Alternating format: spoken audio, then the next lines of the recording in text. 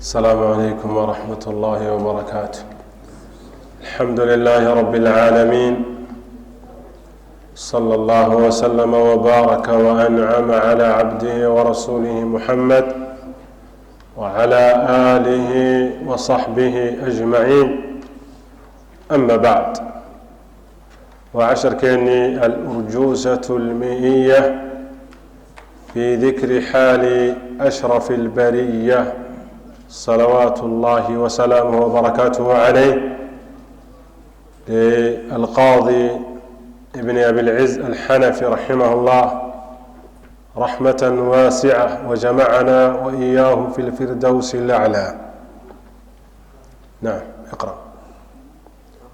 بيتك اللحاد. الحمد لله رب العالمين، والصلاة والسلام على رسول الله صلى الله عليه وسلم. فيقول الناظم العلامة علي بن محمد بن أبي العز الحنفي رحمه الله تعالى رحمة واسعة، وجمعنا وإياه في دار كرامته.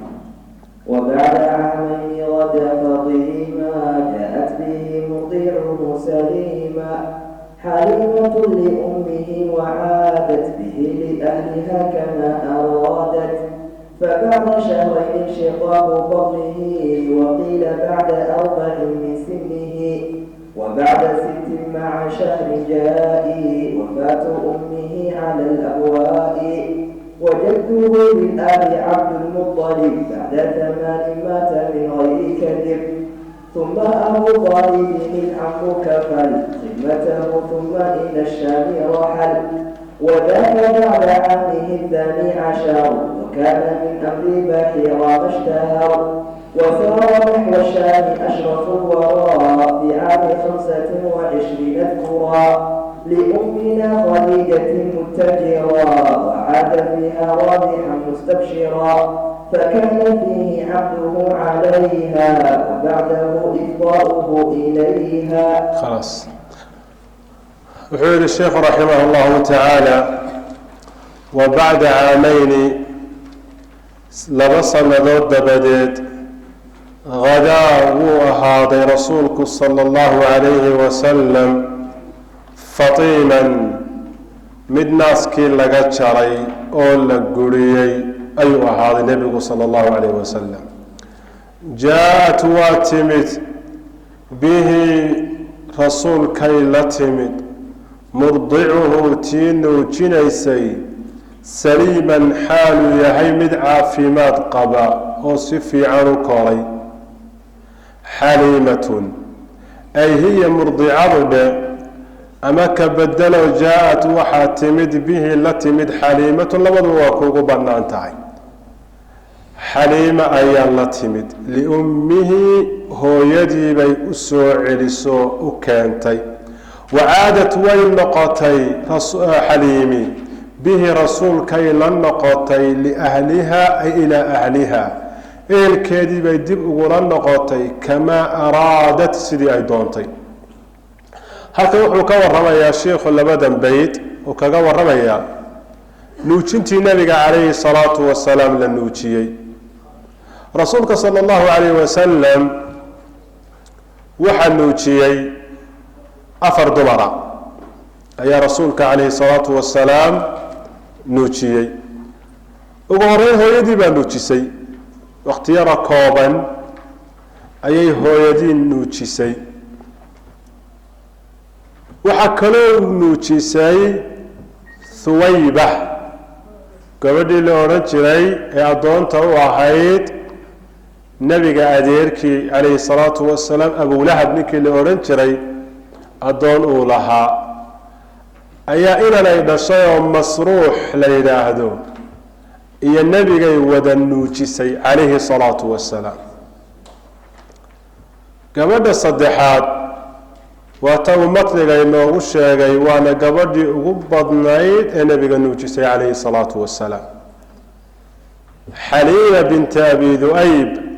ayaa la yidhaahdaa, xaliimatu sacdiya ayay caan ku tahay. sacdigaa loo tiirinayaa waa sacd ibnu bakr ibnu hawaasin, qabiilka hawaasin la yidhaahdo oo qabaaisha carbeed ka mida, degaankooduna daa'if meesha la yidhaahdo degaan u ah ilaa imikana degaan u ah maka iyo bariga maka ayay degaan ilaa Taa'if ilaa ereyadeedasi degaan gabadhaasina waa gabadha saddexaad waxa weeye riwaayaadka qaarkood bay ku soo aroortay waa gabadh aan magaceeda la sheegin oo laakiin bani Sacad iyaduna oo siday ku dhacdayna waxay ahayd nabiga sallallahu alayhi wasallam isaga iyo adeerkii Hamza ibn Abd al-Muttalib ayaa gabadh bani Sacd ah oo aan Xaliimo ahayn ayaa waxay soo qaadatay oo nuujinaysay Hamza dadna maalmaha kamida iyadoo Hamza nuujinaysa ayay nabigana calayhi salaatu wasalaam oo markaa degaankooda jooga ayay isagana soo qaado nuujisay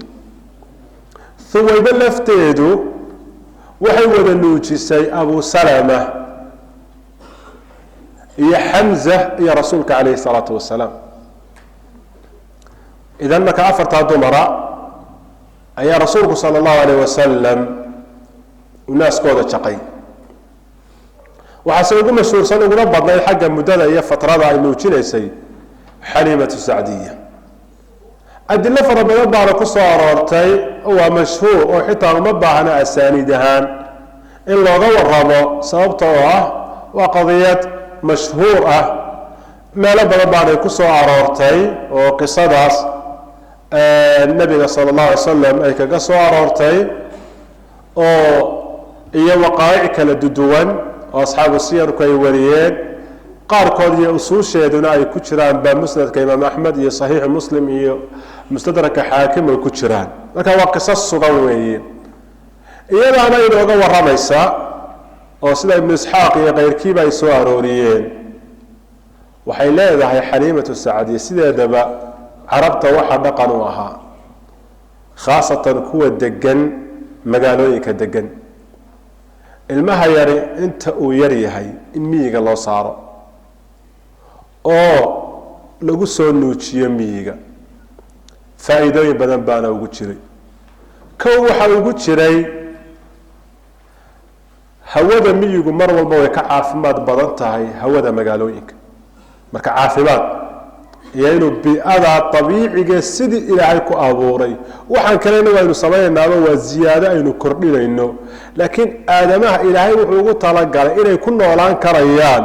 iyadoo aan dhismo iyo gawaadhi iyo buuqan iyo waxaan aan jirin qofka dara ku noolaan karayo marka taa ujeeday kala haayeen waxay kala haayeen in ilmuhu miyiga uu ku soo adkaado ku soo koro oo qof adag uu noqdo badanaaba ciyaalka magaalada ku kora way ka jilicsan yihiin oo way ka dulqaad yar yihiin kuwa miyiga ku kora oo wax badan boo tabiicada bay u adkaysanayaan socodkii bay u adkaysanayaan waxa weeye haraadkii bay u adkaysanayaan gaajadii bay u adkaysanayaan taasina ujeedo kala yahay ujeedo saddexaad waxa kamid ah carabka lisaanka iyo luqadda inuu si fiican u soo barto luqad fiican inuu soo barto badanaaba magaalooyinka dhegtu waxay maqlaysaa dad kala duwan iyo lahjado kala duwan iyo dad aan xitaa carab ahayn oo imka af carabiga bartay xiyaan badan baa ka buuxa sida daraadeed marka miyigii saafiga ahaa wuxuu ka baranayaa makhzuun fara badan oo luqa ah buu ka baranayaa ujeedada loo saari jiray marka maxay siday ku dhici jirtay qofkii magaalo degan yahay miyigii cidba kama joogto yaa soo nuujinaya dumar baa marka intay ka yimaadaan miyiga ay magaalooyinka ima jireen markaas waxay dooni jireen inay ubad helaan ay qaadaan oo soo nuujiyaan oo mushqaayad lagu siiyo shaqay ahayd ay ka shaqaysan jireen haddaba Xaliimatu Sacdiya inoo waramayso waxay leedahay maalmaha kamida ayaanu deegaankayaga ka soo kicitinay makaanu ku soo soconay dumar badan baanu ahayn waxa aniga ila socday ninkeedii oo Xaarith la oran jiray ibn Abd al-Uzza ayaa la socday ila yarna waan wadana waa ina kii nabigu la nuugay Abdullah baa la oran jiray ila kaayna waa wati hablaanu ama dumar aan isku reernahay oo reer bani Sacd ibn Bakriya baanu wada soconay marka waxaanu ka soo doonay inaanu raadsano bal soo baadbaadno ilma ubad aanu qaadano oo aanu soo nuujino mushqaayadna lagu siiyo sanadkaasina sanad abaareed bay ahayd oo abaar xun baa dhacday bay tiri iyo busaarad uba xoolihii aanu wadanay neef baanu wadanayo aniguna waxaan saaraabay tiri dameer baa saaraayo gaadiid ii ahayd caanahayga naaskayga wax caanahay kuma jiro ilmaha yare aan wato ee aan dhalay inankeedii cabdallah xitaa wuxuu iga shaqo ma lahayn bay tiri dameertan aan saaranahay bay tiri waxay mid aada u taag daran oo xitaa dumarkii kale la socday baa dhibay si marba ii sugayeen sidaan usoo soconnay laakiin waxaanu rajaynaynay in ilaahay subxaana wa tacaala faraj uuna siin doono noo furi doono magaaladii baanu nimid oo waa la kala mashquulo gabadh waliba dumarkii naga mid ahaa mid waliba dabcan de waxaa jiray baa laga yaabaa meel la isugu yimaado oo sida dadku maanta badanaa markaad qof shaqaalaha doonaysa meel dadka shaqaalaha laga helo qaab baa jiray de wax loo raadsado waxay tihi dumarka iyagii mid walba nebiga waa loo keenay calayhi salaatu wasalaam dee iyagu ma garanayaan nebiya wuxuu noqon doona ilmaha yar baa loo keenay deedna markaa dhaano dadka reerkoodu waa noocma wax ma haystaan ayaana lagu yidhahda waana agoon waxaa haysta hooyadii iyo awowgii markaase mid walba tidhaahda oo maxaan ka helayaa ilma yaroo hooyadii una haysato aabbana aan lahayn xoolana aan haysan mid walba iska dhaaftaa bay tiri dumarkii la socday oo dhan ilaahay baa wax ka qadaraye dhammaantood waxay wada heleen mid waliba inaan reerkoodu hodan yahay bay heleen aniga mooye anigu waxba waayay bay tiri markii la damca in la tasafuro oo beriyo kale la safrayo ayaa intaad faramanaan la noqon lahayd oo intaasood wuxuu ka heshaa inankan yar iska sii qaado waa inu mido waan qaatay bay tiri nabigii bay sidaa ku qaadatay calayhi salaatu wasalaam waxay tii horta markiiba markaan gurigii tagnay naasahaygoon caanaba lahaan jirin ay caana ka soo buuxsameen deedna naaskii baan ku duway kaygii aan dhalay naaskii baan ku duway si fiican bay u seexdeen markii hore ilmaha yar qayladiisa lagama joogaynin waa keeda neefkii aanu wadanay baa odaygii u tagayoo mise waxa weeye uu dararayba isagiina uu soo lisay habeenkii habeen la yaab labu noqdo si la yaab laanu seexanay dadkii waxaa soo maray baa garanay dhalinyaradu waxaa laga yaabaa inaanay geligooda hilib baa lagu canqariyo garan maayaan marka aad gaajoonayso caanuhu qiimaha ay leeyihiin ama koobka shaaha ee aada afka ku dhufataa qiimaha uu leeyahay waxay leedahay kadibna ninkii baa igu yidhi odaygii baa ku yidhi wallahi waxaan u malaynayaa ilmo yaroo barakale baad soo qaadatay adigu aroortii baanu baxnay bay tihi dameertaydii shalayta lay sugayey ee laylahaaba xawaalay kaga jartay ilaa ay dumarki yidhaahdeen dameertani tii shalay miyaanay ahayn markaasaan ku yidhi haa waa iyadii markaasay wallahi haddaa shani baad yeelan doontaan iyo hadal lamida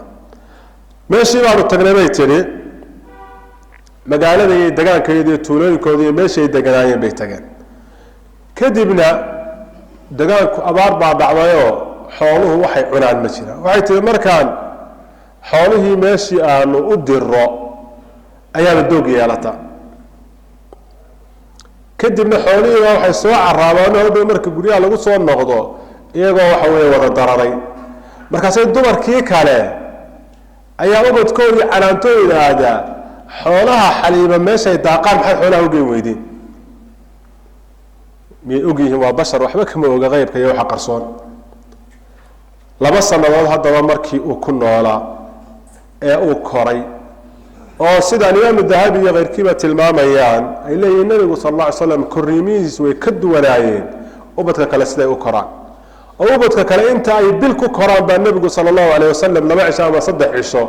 uu ku kori jiray markiiba uu ka dhex muuqday marka 2 sanadood baa ilmaha naaska lagaga jaraa 2 sanadood baa ka dhamaatay xaliima saacadiyana waxay doonaysaa ilmihii inaanu ka tagin balantuna waxay 2 sanadood dib bay markaa u soo celisay reerkoodii iyo hooyadii bay u soo celisay isagoo 2 jir ah nabigu sallallahu alayhi wasallam markaasay waliba waxay u sheegtay inay waxay doonaysaa inay sii haysatee wallahi magaaladu naf ma laha xanuun baa laga qaada yani waxay ka dalbatay ilmaha yar inay la noqoto mar kale waa loo ogolaado 2 sanadood oo kale ayay la noqotay labadii sanadood dabadii culimadu isku khilaafaan xilliga ay dhacday xaaditha dhacday xaadithada dhacday labada beeyay dambe inoogaga warrami doonaayo nabigu sala allahu alayh wasalam isaga iyo inankii yaraayay naaska wada nuugeen ayaa ariga wada raaci jirayo maalin maalmaha ka mid ah ay arigii foofiyeen markay arigii foofiyeen ayaa sida rasuulku ka warramay calayhi salaatu wasalaam oo duruuqda qaarkood axaadiista qaarkood ku soo aroortay ayaa waxaan ku yidhi buu nabiga alay bal nooga warran nabiga ilaahay oo calayhi salaatu wasalaam sidaad ku kortay iyo korriimadaadii iyo yaraantaadii bal ka warran marka isagaa ka warramay calayhi salaatu wasalaam wuxuu leeyahy markaa maalin baanu arigii foofinay waxaanu sii ilownay cunto inaanu sii qaadano kadibna markay barqad dheer ay tahay ayaan ku oradoo cunto inoo soo qaado tag intuu iga sii maqnaa ayaa wuxuu anoo taagan ayaa waxaan arkay laba gorgor oo cadcad oo xaggaasoo kale intay ka soo duuleen igu soo dul degay dabadeedna way isla hadleen isagii ma yahay haawa isagii dabeedna way seexiyeen dabeedna halkaasay iga jeexeen kadibna laabtiisay fureen waslad yaroo madow bay ka soo saareen kadibna dib bay u toleen nabigu calayhi salaatu wasalaam wuu argagaxay markaa inankii yaraabaa u yimid deg deg ba ariga u kaxeeyeen hooyadiibu uu sheego xaliima sacdiya oo sideedaba axkaamta shareecadu sugay carabtuna taqaanay waxaa ka mid ah qofku haddii uu nuugo naas hooyo aan dhalin naaskeeda haddii uu nuugo inay hooyadii noqonayso ubadkay dhashayna inay walaalo noqonayaan marka waa hooyadii weeye nabiga sala allahu alayhi wala alihi wasalam sharciguna waa sugay dhaqanka axkaamtii unbuu u hagaajiyey iyo shuruudo iyo baa loo yeelay marka xukunkaasi ka dhalanayo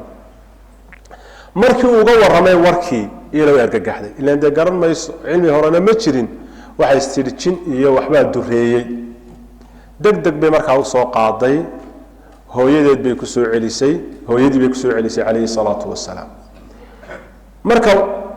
markan dambe muddada haysay iyana waa 2 sanadood marka labadii sanadood ee hore iyo laba ka dambeeyey ha yeeshee labada sanadood xilligeebay ka dhacday xaadithada shaqu sadri laabta nabiga calayhi salaatu wasalaam in la dilaaciyey laba qowl bay culimadu ka leeyihiin waxaa raajixa inay ahayd labadii sanadood gabagabadeedii sababtoo ah xaadithadaasi markay dhacday markiiba way soo celisay culimada qaarkood baa le markay dhowr bilood joogtay ayaa xaadithada dhacday laakiin siyaaqu wuxuu tilmaamayaa in ay dambaysayoo labadii sanadood oo sii dhammaanaya in xaadisadeeda dhacday dabadeedna isagoo 4 jira ay dib u soo celisay marka labada beydii hore bal aynu ku noqonay wuxuu ishaarayaa waa xaadithada hore waa taqadubka ku saabsan nuujinta wuxuu wabacda caamayn 2 bilood 2 sanadood dabadeed غدا وأحاضي رسولك عليه الصلاة والسلام فطيما من ناس كي لغا جري جاءت والتمد به رسولك يلتمد يعني لما صلى halkan inoo tilmaamay da gabaygiiba aan u saamaxaynin kitaabkuna da waa mukhtasar marka isagoo ay inoo sheegin murdica inay qaadatay nabiga calayhi salaatu wasalaam ay soo nuujisay waxa ay inoo sheegin buu imika wuxuu guda galay murdicadii baa la timid waxa la qofku inaan hore u fahmin murdicada la sheegay iyo qaabkay ula timid iyo inay ahayd marka waa sida aynu sharaxnay way qaateen isagoo nabigu sallallahu alayhi wasallam ilma yara 2 sanadood bay soo haysatay oo bilala markii labadii sanadood ay u buuxsameen naaska ay ka jartay bay soo celisay haddana way la noqoto 2 sanadood oo kale ay haysatay جاءت والتمد به رسولك صلى الله عليه وسلم يرضعه تنو جسير الله تمد سليما حال ويهي mid caafimaad qabo waxa weeyaan si fiican u soo koray xaliimatun xaliima weeye murdicadu liummihi bay ula timid marka liummihi jaari majruurka jaa'at ku tacalluqi jaa'at way la timid bihi rasuulka sallallahu alayhi wasallam liummihi ayay ula timid murdicaduna waa faacilkii وعادت وين نقطي مركا به رسولك بين النقطي لأهلها إلى أهلها أهل كيد حقيسا أي كل النقطي كما أراد السيد هوستا كدوريسي أي دوريسي إن ونسي تشوغو أي مرة بعض نصور نقطي kadib maxaa dhacay wuxuu leeyahay naadimku raximahullah fabacda shahrayni laba bilood dabadii inshiqaaqu batnihi calooshiisa kala dilaaceeda ama dilaacinteeda ayaa ahaaday waqiila waxaa la yidhi bacda 4 dabadeed oo min sinihi da'diisa ah halka wuxuu tilmaamay markaa xaadithadii nabiga sala allahu alay wasalam laabtiisa in la dilaaciyey xaadithadaas haddaba culimada qaarkood waxay yidhahdeen 4 jeer baa nebiga calayhi salaatu wasalaam malaa'ig u timid oo ay laabtiisa dilaaciyeen afartu maxay kala yihiin markii uu yaraa ee waa 4 jirka ahaa ee uu joogay miyiga reer bani sacad waa mar waana tabibka inoo tilmaamaya shiikhu leeyahay fabacda shahrayni inshiqaaqu batnihi waqiila bacda 4 min sinihi marka labaad waxay yidhahdeen waa markii uu 10 jir ahaa isagoo 10 jira oo maka jooga ayaa markaana malaku jibriil u yimid oo laabtiisa sidaa loo kala jeexay marka saddexaad waxay yidhahdeen waa markii la soo dirayay 40 jir uu ahaa markaana waxa weeye laabtiisa waa la jeexay marka afraad waa markii la dheelmiinayey ee samada la geynayey ha yeeshee culimmada qaarkood labada dhexe ma sugaan oo waxay yidhahdaan 2 jeer keliya ayuu dhacay labadaa jeer uu dhacayna waxa weeye waa markii uu miyiga joogay 4 jirka ahaa iyo markii la dheelminayey ayaa la jeexay nabiga sala allahu alay wasalam laabtiisa anas wuxuu leeyahay raadkii tolitaanka iyo in meesha la dilaaciyey markuu nebigu calayhi salaatu wasalaam anagina waanu ku arki jiray bimacnaa waa shay xaqiiqi ah oo caadi ayaa nebiga sala allah alay slam halkiisan loo qalay sida xadiista ku cad idan labadaa jeer bay dhacday sidee ku dhacday laynooma dirsan waa shay aynaan caqli ku garan karin sidaa daraaddeed waynu rumaynaynaa shay aynu caqli ku garan karayno ma aha sideeba waxa weye qofkii loo qalay oo haddana waxa weeyaan waslad looga soo saaray xikmad iyo sakiino iyo wanaag oo dhanna lagu daadiyey waxaasoo dhan waa wax caqligeenna aynaan ku garan karin sidaa daraaddeed waynu ka gaabsanaynaa alxaafid ibn xajar wuxuu u tilmaamaa labada jeer waxaa inshiqaaqaasi u dhacay ama laabta loo dilaaciyey waa marka hore qof kastoo ilaahay abuuray dheef uu shaydaanku ku leeyahay oo jirkiisa ku jira ka mida oo qalbigiisa kan ku dhex jirta oo ah nasiibka shaydaanku uu ku leeyahay uu ka waswaasiiyo xumaantana uu ku faro taasaa ta hore laga jarayay waana laga saaray sidaa daraaddeed nebigu sala allahu alayh wasalam daahir buu ahaa calayhi salaatu wasalaam marka labaadna maadaama samada la geynayo oo malaa'igtii uu la kulmayo oo rabbigii subxaanahu watacaala xaggiisa loo rafcinayo la kulmayo iyana markaana waxa weeya waa la sii ziyaada min atadhiir oo xikmad iyo waxa weeye sakiino iyo ayaa nebiga sala allahu alay slam laga buuxiyey taasina waxa weeya waa xikmadda haddaba tan hore ee markii uu yaraa nebigu sala allahu alayh wasalam imaamu axmed iyo xaakim baa soo wariyey oo nebigu wuxuu leeyahy calayhi salaatu wasalam waana ti aynu tilmaamnay ah qaabkii nebiga sala allahu alay slam ay ugu yimaadeen 2 malag oo gorgor sida 2 shimbirood oo gorgor oo kale oo cadcad aada moodo yacni 2 shimbirood baa isoo qaabilay buu yihi nebigu sala allah alay slam oo cadcad oo aada moodo inay yihiin 2 gorgor dabadeedna midkoodba kii kale ku yidhi ahuwa huwa ma isagiiba deedna haabuu kii kale u jawaabo haabuu yidhi deedna intay labada dhinac qabteen ay seexiyeen oo qadaadka ay seexiyeen ayay calooshayda sidaa u qaleen dabadeedna waxay ka soo saareen qalbigayga ayay soo saareen qalbigiiba haddana kala qaleen markaase waxay ka soo saareen 2 wasladood oo yaryaroo madmadow bay ka soo saareen dabeedna mid baa kii kale laadna wuxuu ku yidhi biyo qabow ii keen dabeedna calooshaydii iyo qalbigaygo dhan bay ku maydheen dabadeedna wuxuu yidhi waxaad ii keentaa sakiina iyo xasilooni dabadeedna qalbigaygii bay sidaa ugu rusheeyeen dabadeedna mid baa kii kale laadna wuxuu ku yidhi tol haddaba tol isku tol meeshii aynu kala furo isku tol kadibna waxa weeyaan way iga tageen markaasaa nebigu calayhi salaatu wasalaam arrinkaa ku dhacay buu ka argagaxay wuxuu u sheegay hooyadii xaliimatu sacdiya iyana way baqatay oo waxay isticmaalaan waxbaa dureeyey sidaasay waxa weeyaan ay u soo celisay imaamu muslim baa isaguna xadiisu anas ku soo aroorayoo wuxuu leeyahay anas radi allahu tacaala canhu rasuulka waxa u yimid malaku jibriil isagoo la ciyaaraya ciyaal yaryar la ciyaaraya dabadeedna intuu legday oo seexiyey ayuu caloosha ka qalay dabeedna qalbiguu soo saaray oo qalbigiibuu sii kala qabay oo waslad buu ka soo saaray dabeedna wuxuu ku yihi shaydaanku intuu kugu lahaan lahaa waa intaa kadibna waxa weeyaan biyo ayaa la keenay baaf biyo dahab ka samaysan oo biyo zamzam ku jiraan dabadeedna waa lagu maydo dabadeedna qalbigii inta dib loo tolay ayaa booskiisii lagu celiyey qisadaana waa ishaaray xaaladda labaadna iyadu sheekeynkay ku jirtaayo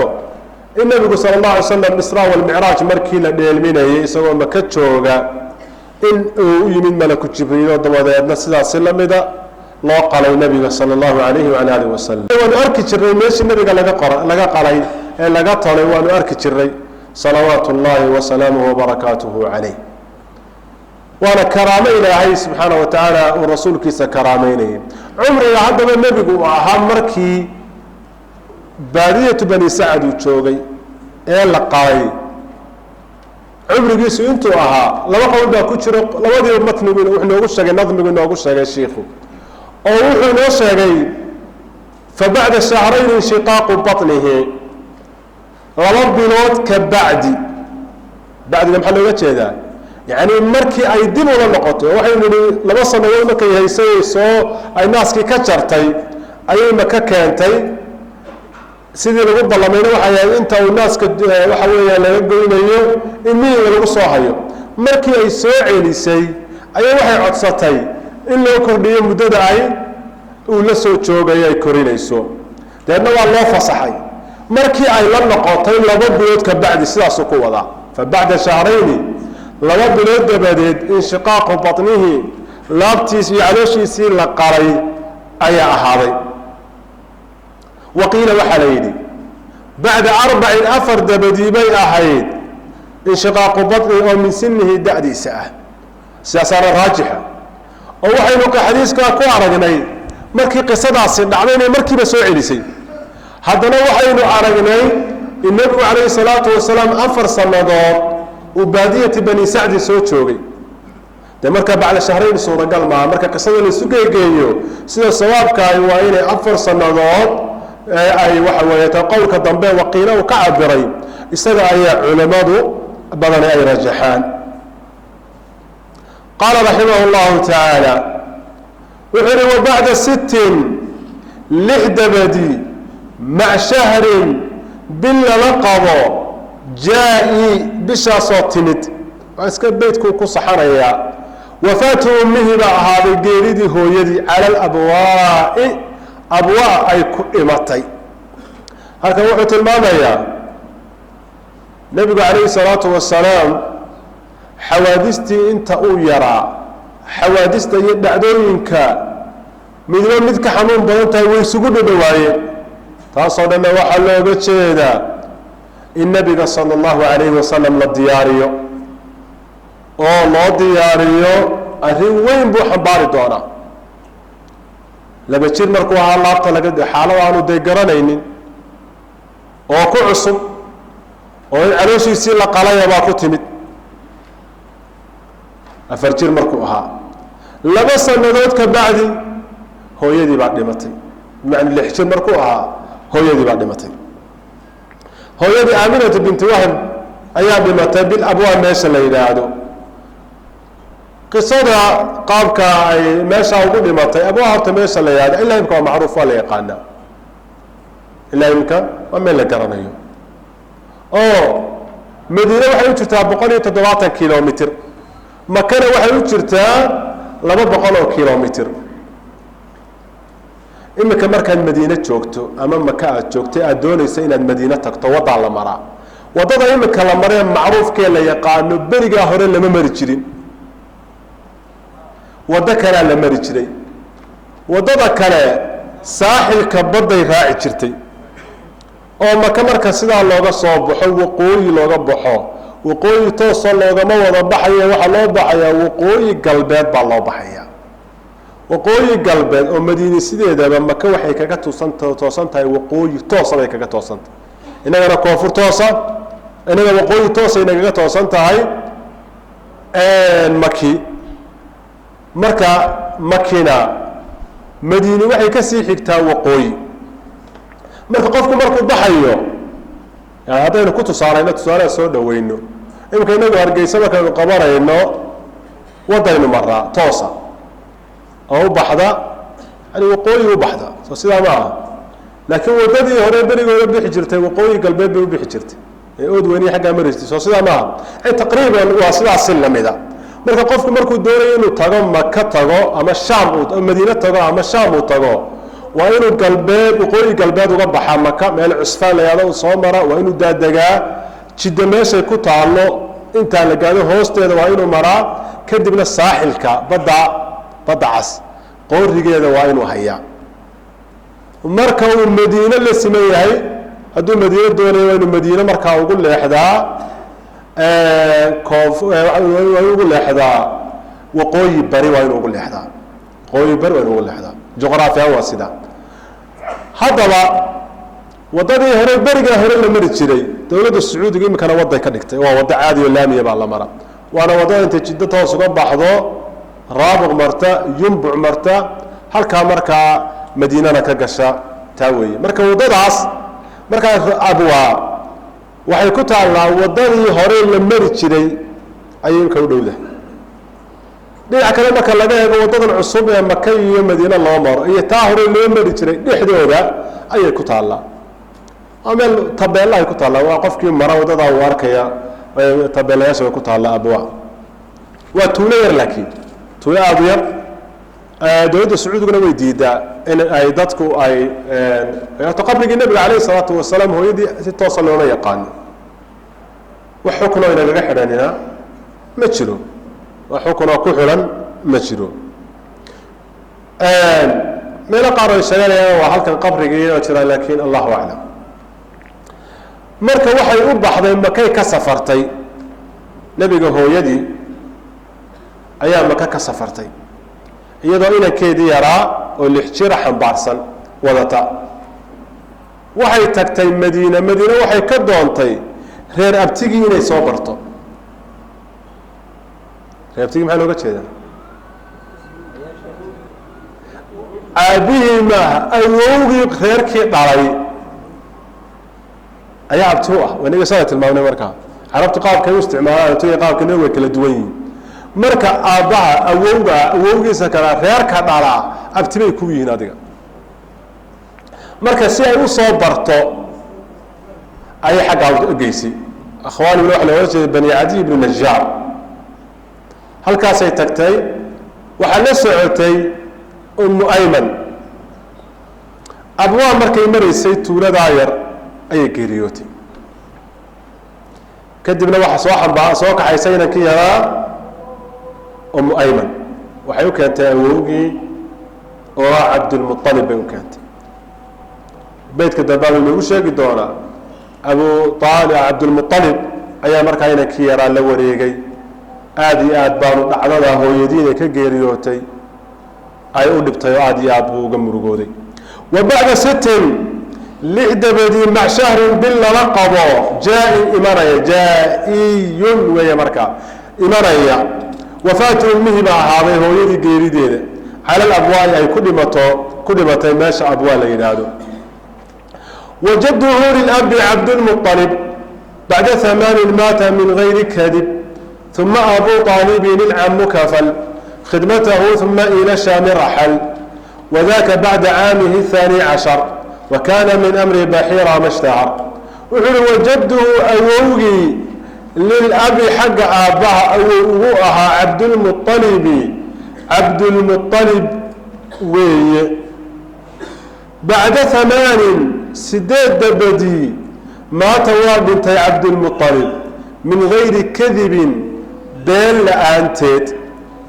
uma abu aalibin intaa kadib abu aalib العم أديرك أبا كفالة قالتي خدمته أديقديسة يبربارنتيسة كفالة قالتي ثم انت كذبنا إلى الشام رحل ووسط عالي أو وصفري أبو طالب إلى الشام بوسط عالي سوى رسولك وضع عليه الصلاة والسلام وذاك أرن كاسية صفر كاسية بعد عامه وسنة كيسي 12 لبية طبنات مركو لبية تبجرها وكان وحاها من أمر بحيرة منك لو ننتظر الراهب كاية كريستان كاها وذاتك كريستان كاها أرن كيسي وحاها هذا مشتهر وحي عام بحي هل كوحة المامية دور ربك قوة رمي سدحنا البيت بيتك كواد وحوي أولي النبي صلى الله عليه وسلم عبد المطلب قارته وبنتي هذا كوس كسر كوبا يايو إنه مشيين أبو طالب عبد المطلب إنه كفالة قاتي لكن السياق على قرنية مركا أبو طالب أبو عبد المطلب مركي النبي صلى الله عليه وسلم هو يدينا كجيريوتي إما كان له كاني عبد المطلب أيو النبي صلى الله عليه وعلى آله وسلم دعوة كل عليه وغمحيه هو يدي أي كجيريوتي آدنا وأسر دوي نبي صلى الله عليه وسلم مكان يبوس يما مسترابة أيوسي وحنا لا يقعدنا يا كو أبو شعلادي مركورنا وشعلا ونيك هو القلي مقع حتى وبحي محمد وعربي أنا أقول نبى من العاد ونبي حجرين وجدي أوجي بوها حالة السير شعل بيراب أيو قاضي حاكم أيام مستدرك يسوي قصة صار سند للصحيحي إن وكورنا إياه كندير بن سعيد ليلى أبيه كورنا إنه يريد وحوي حلقي جاهلية أيام سواحة شيء طبعا لو أنا ركينين كعبنا كنت وافيو قبل كنت عيسرية قبل قاسوا معني سويا إله محمد يسوعل إله محمد يسوعل طبعا لو حكوا بك أنا واحد يدعو عيسانة وحنا يقول عبد المطلب بن هاشم إنه أديرويا أوويا أيو الدرايو وحو الدراي قيل لما يقول قيل بني نور عده طبعا لو كره هذا هروس نقواي دينه هو مرجيسيه وقت يركب بعد بقى محمد يمدي سوا قيلي ورا طبعا انتو سو قبطيو معانقيه اسكو دشي ايو اديات بان ارغغخاي دب دنبرا indhahaygu gama qarsoomay sidoo meel la ku dilay maayo waxa kale cadeeyay makaanada uu ku lahaa Abdul Muttalib wuxuu marka Makka la joogo odayaasha Makka wax laga weydiiyo nin mu'azzam oo reeraha ugu waxa weeyaan muuqashada badan ee ugu sharafta badan ka dhashay buu ahaa aad iyo aad baa loo qiimeyn jiray kadibna casarka furash baa loo dhigi jiray Kacbada harkeeda waa dhinaca galbeed weey ayaa loo dhigi jiray furash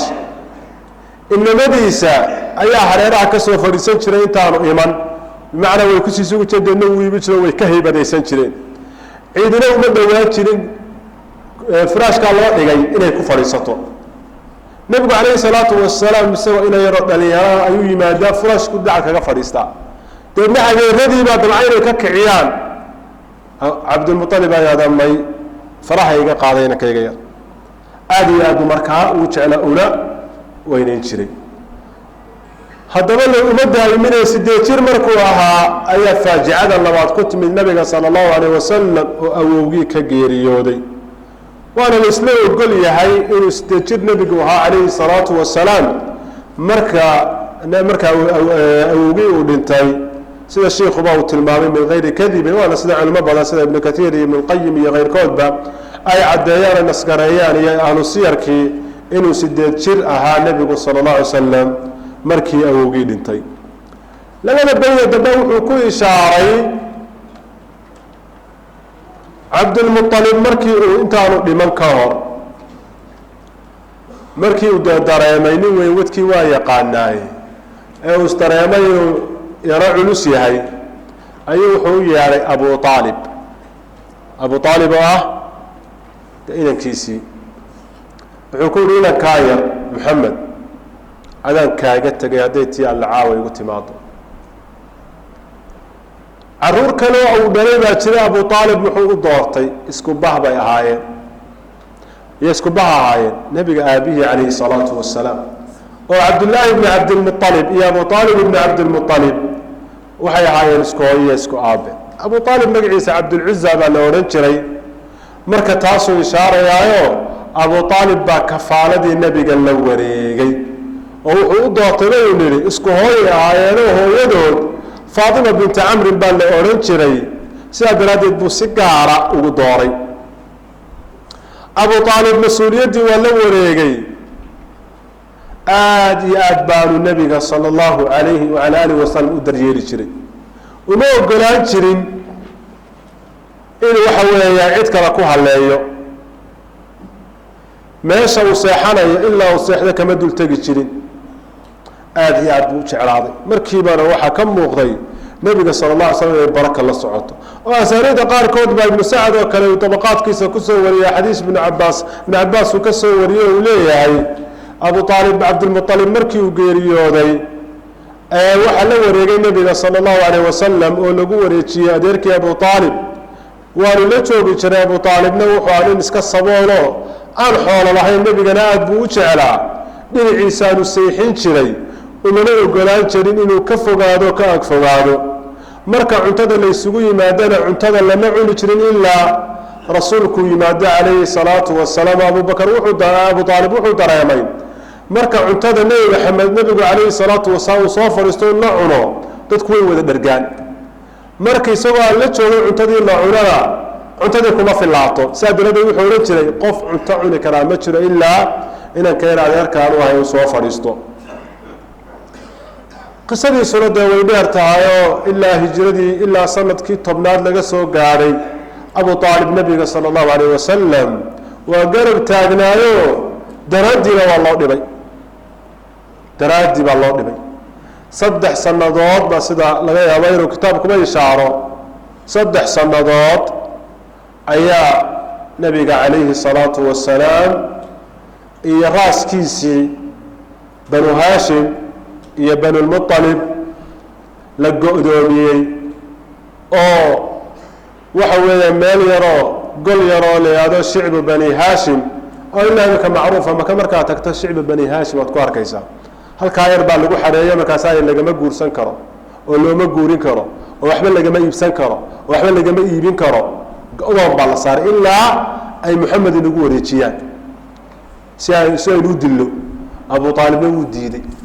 waa kalaamiyada dheer le gabayga dheere aadka aadka u qiimaha badan ee uu quraysh kula garnaqsanayo waa ka tiriye laamiyatu abi aalib la yidhaahdo oo raas uu la hadlayo laakiin looma qadarin inuu islaamo abu aalib oo markii geeridu ku soo xaadirtay abu aalib ayaa nebigu u yimid calayhi salaatu wasalaam isagoo rajaynaya adeerkii inuu mar keliya yihahdo laa ilaaha ila allah inuu qiro macbuud xaqi inaanu jirin alla mooye waxaa la joogo iyaguna u yimid odayaashii waaweynaaye reer quraysheed ee gaalada abujahal horkacayo markaasay intay soo ag fadhiisteen bay abu aalib oma adigoo da-daasoo firaashkii mowdka saaran ayaad aabbaha cabdulmualib diintiisii ka tegaysaa balaag shayaaiin yani waxay xusuusinayaan oo dee qabaa-isha waa la yaqaanaayo odayaasha waa lagu faanaa deedna waa kii dee markii dee xitaa uu noolaaba lahaa intaanu geeri kusoo xaadirinba lahaa haddaanan ceeb ka baqanaynin oo inay ceebi isoo haleesho aanan ka baqaynin shayga aada iga doonaysay ah inaan laa ilaaha ila allah idhaahdo waa ku odhan lahaa jacaydaan ku jecelaha laakiin waxaan ka baqayaa in la yidhaahdo odaygii markuu gaboobay ayuu diintiisii iskaga tegay nasal allah asalaamata walcaafiya waxyaaba dadka diinta ka kaxeeya ee xaqa ka kaxeeya u diida waxaa ka mid a waxa weeye tixgelinta aabbayaasha iyo awoowayaashii baa sidaa ahaan jiray ama sidaa odhan jiray waana shay xaqa mar walba lagaga hor yimaado calaa kulli xaal sidii loogu celcelinayay ee nebiguna uu lahaa yaa cam qul laa ilaaha ila allah adeerow kelmadaabe ayagoo laaya atargabu can millati cabdilmualib ayaa gabagabadii wuxuu yidhi waxaan ku suganaya anigu diintii cabdilmualib sidii baanu ku dhintay walidaalika cabaas ibni cabdilmualib oo abu aalibna ay walaala ahaayeen nebigana dee adeer u ahaa ayaa u yimid maalin maalmaha ka mid oo wuxuu xusuustay dee walaalkiioo gaalnimo ku dhintay oo abu aalib ah iyo siduu diinta u difaaci jiray markaasuu ku yihi yaa rasuula allah ina camaka aba aalib kaana yaxuutuka wayaqdabu lak fahal agnayta canhu shaya fahal agnayta canhu bishay rasuulki ilaahay ow adeerka abu aalib wuu ku difaaci jiray daraaddaa buu u caroon jiray quraysh oo dhan ay isugu dhaceene wax ma u tartay nebigu wuxuu ku yihi haa waxbaan u tarayo naartii baa laga khafiifiyey halkaa rees magaadhada ayaa 2 dhimbilood loogu rakibayo maskaxda deedna saa u karaysa dhimbishaayar daraaddeed haddaanan anigu jiri lahayn oo u shafeeco qaadi lahaynna naarta salkeeda la dhigi lahaa taa marka waxaynu ka qaadanaynaa inaka laa tahdii man axbabta walaakina allaha yahdi man yashaa iyo xadiiska nebigu sala allahu alayh wasalam markii lasoo diray uu lahaa laa ugni cankum min allahi shaya waar islaamka qaato laa ilaha illa allah waxba wallaahi baana idiin taraynin annagaa dhallay iyo inankayagiibuu ahaa iyo waanu garab taagnay waxba idinka tari mayso waayo khalqiga iyo allah nasab kama dhaxeeyo waa addoommadiisii wuxuu ka doonayaa inay isaga keligii caabudaan kii diidaa waxa weeye ama nebi ha la walaal ahaado ama adeer ha u noqdo ama nebiguba ha dhalo waxa weeye nebi baa dhalay ama nebi baan adeer u ahay janno laguma galo masalada labaad ee tilmaamayna waxa weeye nebigu 12 jir markuu ahaa calayhi salaatu wasalaam ayaa adeerkii abu aalib baa kaxaystay oo waxay u safreen meesha la yidhaahdo sham sham waa waddankan iminka loo yaqaano suuriya iyo magaalooyinka hoos yimaada falastiin iyo magaalooyinka hoos yimaada meesha la yidhahdo lubnaan iyo magaalooyinka hoos yimaada intaasa waa iyo urdun ayaa sham la odhan jiray kadibna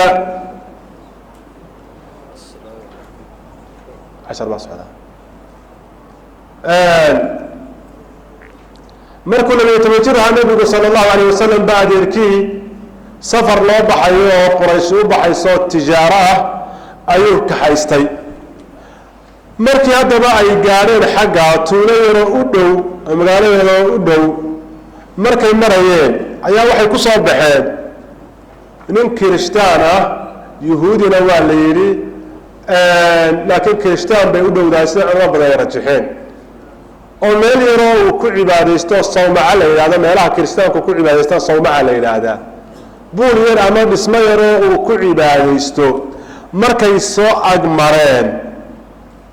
ayuu u soo baxay waana xadiidka imaamu tirmidi asalkiisa uu warinaya xadiisu abi muusa alashcari waxay leeyihin markaa berigii hore markaanu soo agmarnay nama danayn jirinoo nooma soo bixi jirin markii aanu soo baxnay aanu soo agmaraynay buu soo baxay markaasuu nala hadlay markaasuu wuxuu intuuna soo dhex galay ayuu rasuulka calayhi salaatu wasalaam gacantiisii qabtay markaasuu yidhi haadaa rasuulu llah sayid اlcaalamiin inanka yari waa rasuul buu noqonayaa waana wixii ilaahay abuuray caalamkii ilaahay abuuray sayidkoodii iyo kii ugu mudnaa weeye dabadeed oo maxaad ku tidhi wuxuu yidhi markii aada xaggaa ka soo muuqateen ayaa wax allaale wixii dhagax agtayda ii dhowaa oo dhan iyo geedo oo dhan baa mar keliya sujuuday waxayna u sujuudeen markaa waa nebi un bay u sujuudeen kadibna wuu eegay xagga dambuu kaga yimid wuxuu ku arkay calaamadii nebinimada ee darsigii shamaailka aynu kusoo sharaxnay kadibna tanuu siiyey waa idla talinayaa bu ota wuxuu yahay inanka yeer yaa cid ugu dhow adeerkii baa loo sheegay wuxuu kugula talinayaa bartaa ka celiyo maka ku celi hadday ogaadaan gaaladan ruumaanku ay ogaadaan way dilayaan dib u celi bartii baa laga soo celiyey nabiga calayhi salaatu wasalaam marka qisada baxiira waa ninkaa raahibka ah magaciisi weeye magacyo kalena waa loo sheegay oo sarjas iyo magacyo kale magaciisana waa la isku khilaafay diyaanadiisana waa la isku khilaafay qisada haddaba culimada qaarkood waa daciifiyaan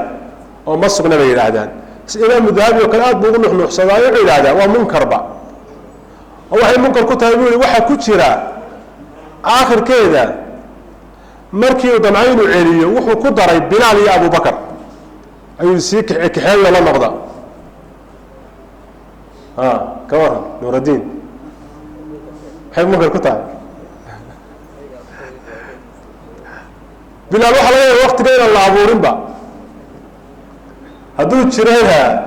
waxaa laga yaabaa dee inuu cayid isagu yar ahaa ama wada aanu jirin sabab bata inaanu jirin abubakarna hadalkiisa madaa sidaa daraaddeed wuxuu yihi lafdigaasi waa munkar waa ta kale adigu alfaad kaloo munkarna waxba ku tiigaali mayne culimada laakiin qaarkood iyagu waa taxsiiniyaan sida alxaafid ibn xajar iyo sheekh alalbani iyo waxay yidhaahdaan dee lafdigaa munkarka un baa laga saarayaa oo wahima fii bacd ruwaad baa la odhanayaa asalka qisadu in lafdi munkar uu ku jiro waxba yeeli mayso qisadu waa sugan tahay saasaana loo badan yahayo inay waxa weye qisadu ay sugan tahay inta alfaadda inayda kaaradaana waxaa la odhanayaa ruwaadda qaarkood ayaa ku wahmiyey sidaas ayaa qisada marka qisadaana wuu ishaarayaa nabigu sala allahu alayh wasalam 2 jeer ayuu shaam u safray marka koowaad waa markan uu 12 jirka ahaa marka kalena 25 jir buu ahaayo abyada dambe ayay inoogu imanaysaa laakiin balabta labadii baydii hore aynu ku celinayso saarkooda wuxuu yahay 3 baydii hore wajaduhu awowgii lilabi xagga aabba ugu awow ahaa cabdulmuطalibi weeye bacda 8 dabadii maanta waa dhintay cabdulmuطalib من غير كذب بين لعنتين ثم أبو طالب انت أبو طالب العم أديركاي كفل وكفال قاطي خدمته وأديقدي النبي صلى الله عليه وسلم يكون انتسام ثم إلى الشام رحل ثم رحل انت كذب وأصفري أبو طالب إلى الشام بأصفري مع النبي سدابه أما واحد هذا رحل فاعل كيس واحد كبكت النبي واحد هذا ثم إلى الشام رحل ثم انت دبلنا رحل وأصفري نبيه إلى الشام بأصفري أي مع عمه مكة تاوس وقدر وذاك كاسنا بعد عامه وسع سنة كيسي 12 لم يطبنات وكان وحاها من أمر بحيرة كيسة وحاها هذا مشتهر وحي عام بحي ولا قيم سماه وحنو براروتنا يا شاليان لحدي قولي كتشري